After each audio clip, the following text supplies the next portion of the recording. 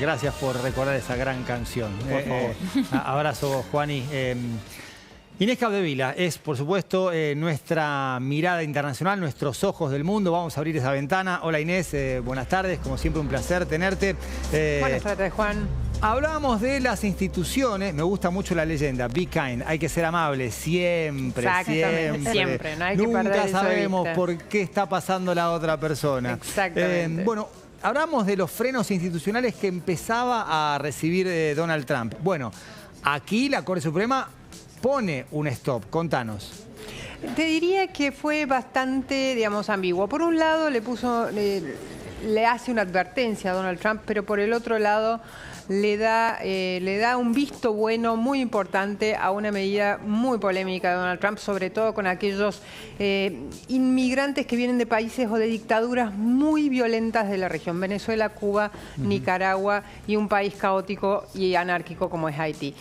500.000 personas provenientes de ahí podrán ser deportadas, según autorizó la Corte Suprema al gobierno de Trump, podrán ser deportadas porque el programa que las amparaba, que les daba refugio temporario, pero refugio al fin por provenir de dictaduras violentas, fue terminado por la Corte Suprema. Te diría que es un visto bueno bastante polémico y que le puede llegar a causar bastantes problemas políticos a Donald Trump, porque parte de esos migrantes tienen muchas familias que votan, y sobre todo en estados tradicionalmente republicanos, como Florida.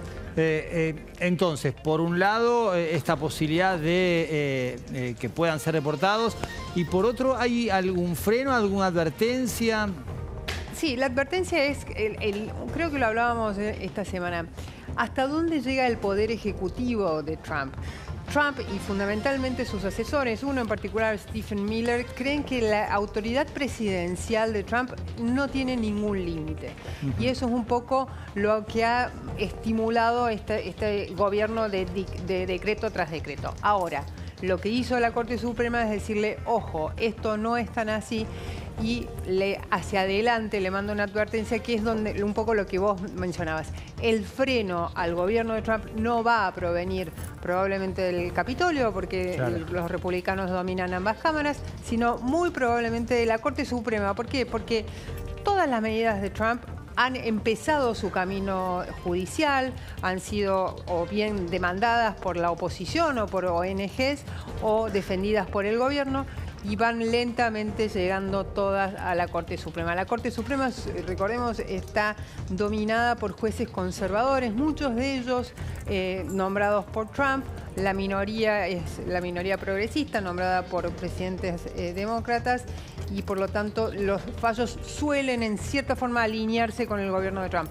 Pero la advertencia está ahí, y sobre todo ante fallos venideros que son, digamos, que probablemente le pueden dar muchos dolores de cabeza a Trump. Por ejemplo, la actual disputa con Harvard por el visado de sus estudiantes, o, muy importante, ayer la política comercial y los frenos de la justicia. La última pregunta tiene que ver con el señor que está hablando, mientras Donald Trump mira atento. Hablamos de Elon Musk, el dueño de X, de Twitter, por supuesto un empresario de los más poderosos e influyentes, que dejó de ser funcionario a cargo del DOGE, del Departamento de Eficiencia Gubernamental. Exactamente, el DOGE no va a ser más liderado por Elon Musk, el hombre más rico del planeta y también el funcionario más controversial del gobierno de Trump desde que asumió el 20 de enero.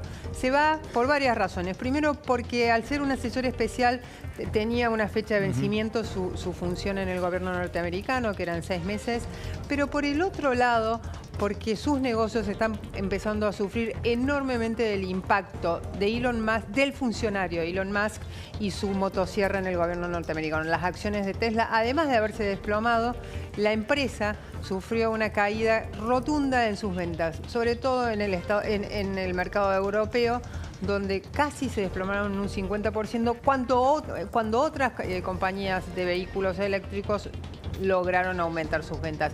Te diría que detrás de esta salida está fundamentalmente eso. Y otra cosa, unas críticas de Musk, no a Trump, pero sí a su gobierno, por la imposibilidad de recortar allí donde él quería. Básicamente se va con unos recortes que llegan a 150.000 millones de dólares y están muy lejos del billón de dólares, billón o 2 billones, que él había prometido recortar mientras estuviese en funciones. Muchas gracias, Inés. Buen fin de semana. Buen fin de Juan. Paula, hagamos...